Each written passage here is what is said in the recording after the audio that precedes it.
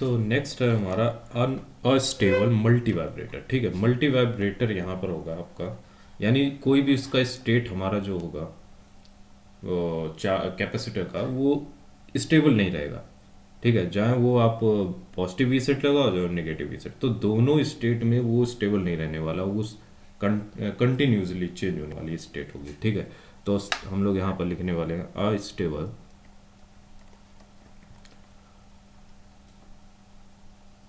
Multi vibrator.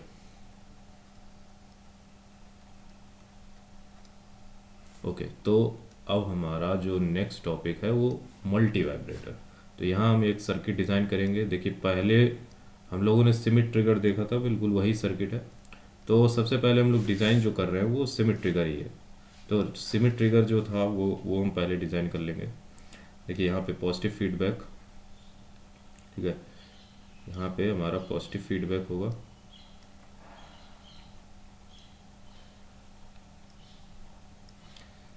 Okay, और ये हमारा ग्राउंड।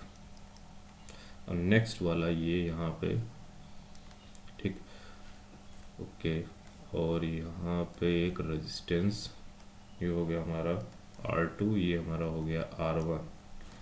ठीक है, और ये हमारा हो गया वी नेगेटिव वी सेट, ये हमारा हो गया पॉजिटिव वी सेट, और ये हमारा हो गया वी नॉट। अब देखो, ये तो हमारा हो गया सिमेट्रिकल का सर्किट। अब हमको ये अनस्टेबल मल्टी वाइब्रेटर बनाने के लिए आरसी जोड़ना पड़ेगा। ठीक है, तो आरसी जोड़ देते हैं। यहाँ पे इस जगह से जुड़ेगा वो आरसी, ये इस तरीके का। ठीक है, और ये नीचे आएगा, यहाँ पर एक कैपेसिटर। ठीक है, और ये हमारा हो गया एक आर, और ये हो गया हमारा सी, और ये इससे कनेक्ट। ठीक है, अब देखो, अगर मैं कैपेसिटर के क्रॉस वोल्टेज की बात करूं तो वो वीसी होगा। ठीक है, और हमें पता है कि वी आउट कितना होना चाहिए। वी आउट जो वी और नॉट लिखा है वो हमारा होगा पॉजिटिव वी सेट और नेगेटिव वी सेट। ठीक, और ये वी ए कितना होगा, वी ए भी हम लोगों ने देखा था सिमेट्रिकर की तरह, बीटा टाइम्स वी नॉट। तो इसकी दो वैल्यूज पॉसिबल हैं, वो क्या होंगी, पॉजिटिव वी सेट और negative beta times V sat. ठीक, ओके, अब देखो क्या होने वाला है। हम लोग सबसे पहले यहाँ एक वेवफॉर्म डिज़ाइन करते हैं। ठीक है, तो यहाँ एक वेवफॉर्म बना लेंगे, ये और ये। ठीक है, तो ये हमारा हो जाएगा टाइम के रिस्पेक्ट में। ठीक है, और यहाँ पर जो वेवफॉर्म होगी वो कुछ इस तरीके से होगी।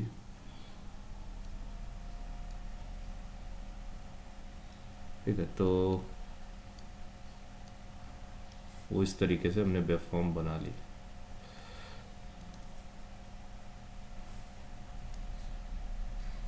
इसको ड्रॉप डाउन कर लेंगे,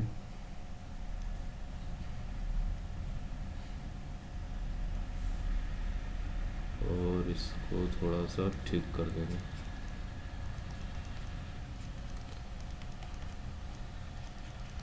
तो ये हमारा जो हो गया, ये क्या हो गया, वी नॉट। ठीक है, तो ये हमारा जो है ये वी नॉट की बात है। और यहाँ पे हम लोग ये देखने वाले किसका वेवफॉर्म, वो हम वीसी का देखने वाले हैं। ठीक है, तो ये जो वीसी जो हमने यहाँ पे लिखा है उसकी हम लोग चर्चा यहाँ करेंगे, वीसी, और ये हमारी वी नॉट की वेवफॉर्म। तो वी नॉट की वेवफॉर्म किसे है, positive V sat, negative V sat, यानी पॉजिटिव वी सेट और ये नेगेटिव वी सेट। ठीक है, ओके, देखो अब यहाँ पर क्या है, पहले हमने क्या लेट किया कि हमने लेट किया पॉजिटिव बी सेट पे था। पहली स्टेट जो थी वो पॉजिटिव बी सेट पे थी। ठीक है, यहाँ से देखने पे हमको पता चल रहा है कि वी नॉट हम लोग ले रहे हैं वो पॉजिटिव बी सेट ले रहे हैं, यानी एज्यूम कर रहे हैं कि पॉजिटिव बी सेट पे वी नॉट की वैल्यू पॉजिटिव बी सेट थी। उस समय क्या हो रहा होगा, आप यहाँ पॉजिटिव बी सेट जब देखोगे तो ये क्या हो रहा होगा, चार्जिंग हो रही होगी। यानी अगर हम बात करें V A equal to positive V sat, यानी क्या हो रही होगी वहाँ पे, चार्जिंग। ठीक है, तो चार्जिंग ही हो रही होगी यहाँ पे। और अगर हम टर्मिनल की बात करें, देखिए बी नॉट अगर पॉजिटिव बी सेट को अगर हम +5 वोल्ट मान लें तो बी ए की कितनी वैल्यू आ सकती है? +3, मतलब 3, क्योंकि ये R1 बीटा क्या है, R1/R1 + R2, यानी ये कुछ ना कुछ उसकी वैल्यू कम कर देगा, यानी 5 की वैल्यू कम कर देगा, +3 तक ले आएगा। ठीक है, तो मैं इतना एज्यूम कर ले रहा हूँ कि 5 के, यानी यहाँ पे कितनी अभी वैल्यू 3। तो अब इन्वर्टिंग टर्मिनल की वैल्यू देखो, यहाँ 3 है, यहाँ पर कितना है 5। ठीक है, तो यहाँ पर क्या हो रहा है, यहाँ पर देखिए चार्जिंग हो रही थी, यानी BC की अभी 5 कैसे हो जाएगी, 5 तो इसकी वैल्यू है। ठीक है, तो VC की हमें वैल्यू पता करनी होगी। ठीक है, तो VC की वैल्यू क्या होनी चाहिए? तो अगर हम बात करें, देखिए चार्जिंग हो रही है यहाँ पे। ठीक है, तो ये कैपेसिटर किससे चार्ज हो रहा होगा, इसका जो कैपेसिटर का चार्जिंग टाइम होगा वो हो जाएगा R×C। ठीक है, तो ये चार्जिंग, अब ये चार्ज होता होता मान लो मैं इसको चार्जिंग पे छोड़ दें तो कितना ये मैक्सिमम चार्ज हो सकता है, यानी 5 वोल्ट मैक्सिमम चार्ज हो सकता है। मैक्सिमम कितना, 5 वोल्ट, जितना लगाए उससे ज़्यादा तो चार्ज हो नहीं सकता, मैक्सिमम 5 वोल्ट चार्ज हो सकता है। लेकिन क्या इस टर्मिनल का कभी 5 वोल्ट हो पाएगा? अब सोच के देखो, क्या इस टर्मिनल का कभी 5 वोल्ट हो पाएगा? नहीं हो पाएगा। क्यों? क्योंकि ये स्विच कर जाएगा। देखो यहाँ पॉजिटिव पे अगर आपका 3 है, जैसे ही आपका 3 तक पहुँचाइए, BC चार्ज हो रहा है, 0 से लेकर 3 तक पहुँचा, और 3.1 जैसे ही हुआ, 3.1 हुआ, तैसे क्या हो गया, इन्वर्टिंग टर्मिनल का ज़्यादा वोल्टेज हो गया नॉन इन्वर्टिंग का, तैसे ये पॉजिटिव बी सेट हमारा नेगेटिव बी सेट में स्विच हो जाएगा। यानी जो ये पॉजिटिव बी सेट है, देखो नेगेटिव जैसे ही बी सेट में स्विच हुआ, इसका मतलब क्या हुआ कि आपने 3 वोल्ट से जैसे ही आप एबव गए, थोड़ा सा एबव गए, आपका क्या हुआ, इन्वर्टिंग यानी स्विच हो गया, यानी नेगेटिव रीसेट हो गया।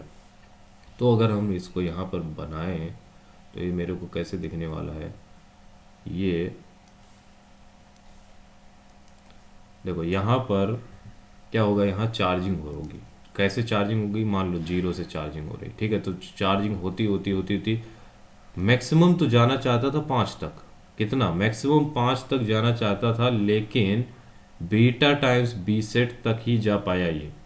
ये बीटा टाइम्स बी सेट तक ही जा पाया।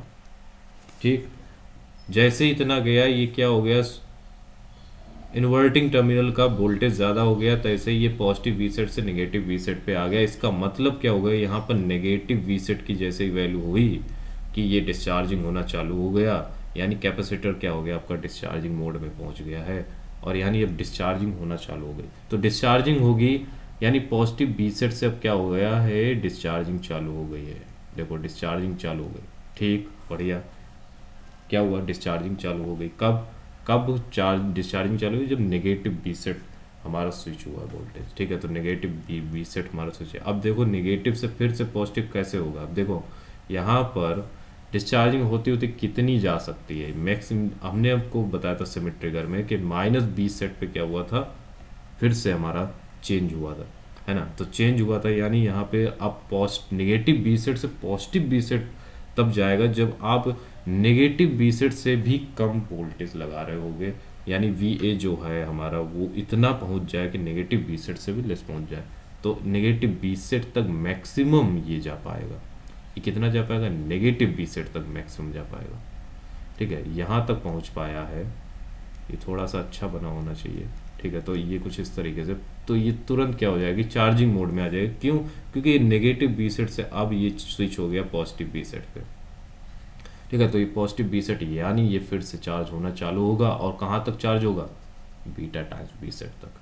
ठीक, तो हमारा अब यहाँ तक तो ठीक है। अब यहाँ पे हमें निकालना क्या है, हमें यहाँ तो पता करना है कि कितना टाइम पीरियड ऑफ ऑसिलेशन है। ठीक, अब देखो जितना चार्जिंग हुई है जितना चार्जिंग उतना डिस्चार्जिंग, यानी बराबर है, यानी टाइम T/2 या T/2 यानी दोनों बराबर हुआ। ठीक, अब देखो अगर हम बात करें 0 से टाइम T/2 के बीच में, तो हमको कैपेसिटर का वोल्टेज पता करना है। तो चार्जिंग कैपेसिटर कितना हो रहा होगा, V infinite plus V0 plus 1 minus V infinite is power T/τ। ठीक, अब इन्फाइनाइट की वैल्यू कितना होना चाहिए, देखो जब चार्जिंग के लिए आपने छोड़ दिया तो मैक्सिमम कितना चार्जिंग हो सकता था, मैक्सिमम कितना चार्जिंग हो सकता था, बी सेट के बराबर, है ना, बी सेट के बराबर चार्जिंग हो सकता था, यानी फाइनल वैल्यू हमारी बी सेट। और अगर हम 0 की बात करें, मतलब 0 प्लस पे बात करें, तो वो कितनी थी, 0 प्लस पे वैल्यू बताओ कितनी थी, अगर हम यहाँ से देखें, ये देखो ये दिख रहा है minus beta times B set, ठीक है। तो minus beta times B set minus B set इस power minus T upon tau, that is the B C, ठीक। ये हो गया बी सी।